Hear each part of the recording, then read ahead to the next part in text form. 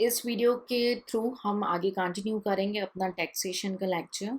Income tax हम cover कर रहे हैं और इनकम टैक्स में हमारा जो टॉपिक चल रहा है वो है इनकम फ्रॉम हाउस प्रॉपर्टी। ठीक है, हम अब धीरे धीरे न्यूमेरिकल के पॉइंट्स को समझेंगे और उसके बाद हम मैक्सिमम कोशिश करेंगे कि एक क्वालिटेटिव न्यूमेरिकल्स आपके साथ कर लें। ठीक है, हर एक पर्टिकुलर टॉपिक्स पे। ठीक है, तो इनकम फ्रॉम हाउस प्रॉपर्टी में कुछ इंपॉर्टेंट कॉन्सेप्ट्स हैं जो कि आपको अंडरस्टैंड करना है। ठीक है, तो चलिए देखते हैं। सबसे पहले हम देखेंगे म्युनिसिपल वैल्यू। म्युनिसिपल वैल्यू, ठीक है, इसको डेजिग्नेट करते हैं एमवी से। ठीक है, ये वैल्यू क्या है? ये म्युनिसिपल अथॉरिटीज़ जो हैं वो डिटरमाइन करती हैं। ठीक है, एज अ प्रॉपर्टी टैक्स के लिए। ठीक है, सो म्युनिसिपल अथॉरिटीज़ इसको फिक्स्ड करते हैं। ठीक है, it is a value that municipal authority deemed as a value of the property for the purpose of property taxes। ठीक है, सो इसको value of the property designate किया जाता है। ठीक है, क्यों? ताकि जो प्रॉपर्टी टैक्स है, ठीक है, प्रॉपर्टी टैक्स कैलकुलेट किया जा सके। ठीक है, तो ये म्युनिसिपल अथॉरिटी वैल्यू फिक्स करती है किसी भी प्रॉपर्टी का। ठीक है, सेकेंड आपका जो है हेडिंग है वो है fair rent.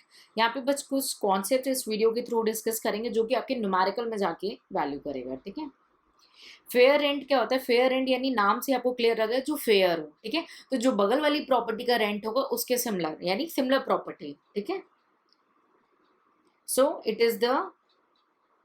is a rent fetched by the similar property in the same locality। ठीक है, in a similar locality with the same facilities। ठीक है, सब कुछ सेम सेम चल रहा है। ठीक है, तो फेयर रेंट है। थर्ड कौन, इसको डेजिग्नेट करेंगे एफ आर से। ओके, हमारे फ्यूचर लेक्चर में हम ये शॉर्टकट से यूज करेंगे। ठीक है, नेक्स्ट इज स्टैंडर्ड रेंट। ठीक है, स्टैंडर्ड रेंट को डेजिग्नेट करेंगे एस आर। ठीक है, स्टैंडर्ड रेंट क्या है? ये जो मैक्सिमम रेंट होगा एक टेनेंट से कवर किया जा सकता है under the rent control act. ठीक है, सो ये एक रेंट वैल्यू है। ठीक है, so it is the maximum rent which a person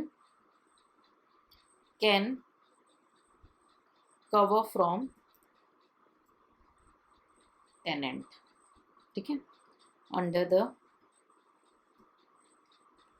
rent control act. ठीक है, ये हो गया आपका स्टैंडर्ड रेट। इसे डेजिग्नेट करते हैं एस आर से। ठीक है, फोर्थ कॉन्सेप्ट हम जो देखने जा रहे हैं वो है म्युनिसिपल टैक्सेस। ठीक है, म्युनिसिपल टैक्सेस में बहुत सारे टैक्सेस जो हैं वो लोकल अथॉरिटी लगाती है। हम ले सकते हैं water tax, yes water tax, sewerage tax. ठीक है, ये लोकल अथॉरिटी लगाती है। ठीक है, और ये जो म्युनिसिपल टैक्स है इसको ग्रॉस एनुअल वैल्यू से एज अ डिडक्शन लेते हैं। डिडक्शन, इसको हम अभी फुल फ्लेज आपको एक पिक्चर क्लियर करेंगे। ठीक है, सो म्युनिसिपल टैक्स रिड्यूस किया जा सकता है ग्रॉस एनुअल वैल्यू से, तो आपके पास आ जाती है नेट एनुअल वैल्यू। ठीक है, बट ठीक है, कंडीशन है। क्या कंडीशन मीट होगी कि इसका डिडक्शन अलाउड हो? ठीक है, तो कंडीशंस चेक करेंगे म्युनिसिपल टैक्स से रिलेटेड। पहली कंडीशन है कि ये जो टैक्स है वो ओनर पेड करे, पेड बाय द ओनर। ठीक है, the tax must be borne by the owner and paid by him during the paid by the owner and paid in previous year. ठीक है, तभी डिडक्शन अलाउड होगा। ठीक है, अगर टेनेंट ने पे कर दिया तो डिडक्शन अलाउड नहीं होगा। किसको? ओनर को। ठीक है, सेकेंड, प्रॉपर्टी अगर लेट आउट थी, ठीक है, तो ही डिडक्शन आपको मिलेगा। ठीक है, क्या सेल्फ आउट प्रॉपर्टी में मिलेगा? नहीं।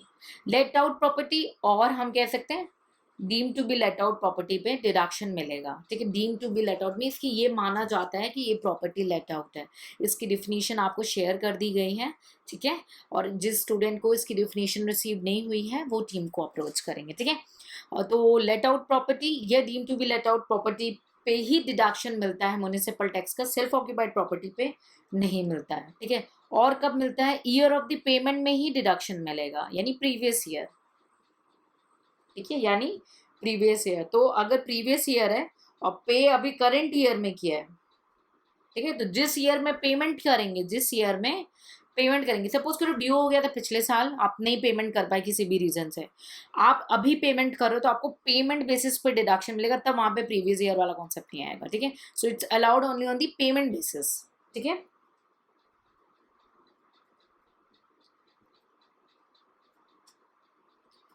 लास्ट पॉइंट जो इसमें मैं आपको बताऊंगी वो है एडवांस पेमेंट, ठीक है, एडवांस पेमेंट।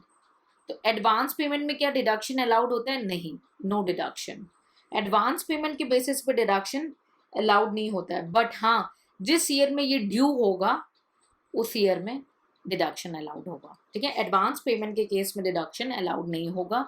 अगर ड्यू पहले हो चुका है, आप बाद में पेमेंट करो, तो जिस ईयर में पेमेंट कर रहे हो उस ईयर में डिडक्शन अलाउड है, एडवांस पेमेंट पे डिडक्शन अलाउड नहीं होगा, ठीक है। अगर फॉरेन प्रॉपर्टी है तो, ठीक है, फॉरेन प्रॉपर्टी है तो जो फॉरेन प्रॉपर्टी का लोकल अथॉरिटी होगा, उनका जो वैल्यू होगा वो अलाउड हो जाएगा एज अ डिडक्शन, ठीक है।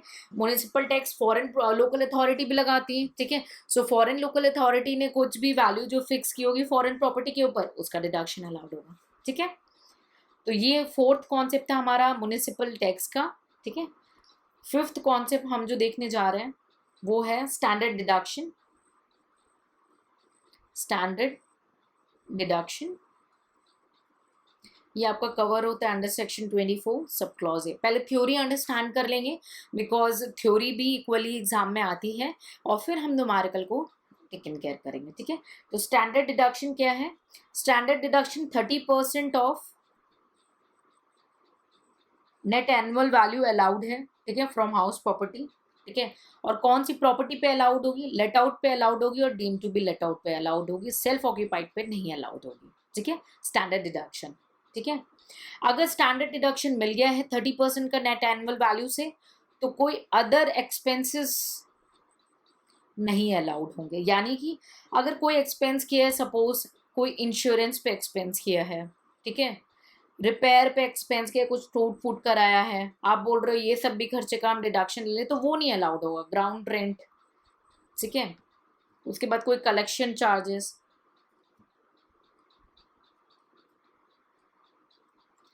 ठीक है, और जो कोई एक्सेट्रा खर्चे होंगे वो डिडक्शन नहीं अलाउड होंगे, क्योंकि आपको स्टैंडर्ड डिडक्शन मीन्स एक राउंड ऑफ डिडक्शन 30% मिल गया है। ये राउंड ऑफ में 30% डिडक्शन मिल गया, किससे? Net annual value from the income from house property. Worried नहीं होंगे। अभी मैं आपको बोलूंगी क्वेश्चन मत रेज करना, हम जब न्यूमेरिकल देखने जाएंगे ना, आपको ये सारे वर्ड क्लियर हो जाएंगे कि क्या होता है नेट एनुअल वैल्यू और कैसे पहुंचते हैं वहां पे, ठीक है। So income from house property में जब तक आप कुछ न्यूमेरिकल कर नहीं लेते हो, तब तक अपने डाउट्स में मत आओ, ठीक है। सिर्फ कीप वॉचिंग, और अंत में अगर आपको लगता है कि स्टिल आपको कोई चीज़ की मीनिंग नहीं क्लियर हुई, तब आप confidently just ask in a comment section, ठीक है। So will take care. So I hope it's all clear. ये 500 पॉइंट आपको क्लियर हो गए होंगे। Municipal value, fair rent, standard rent, municipal tax and the standard rent, ठीक है। So in case of any doubt, even after the considering the numerical, you just feel free to ask in a comment section. Work hard. See you in the next lecture, and please take care.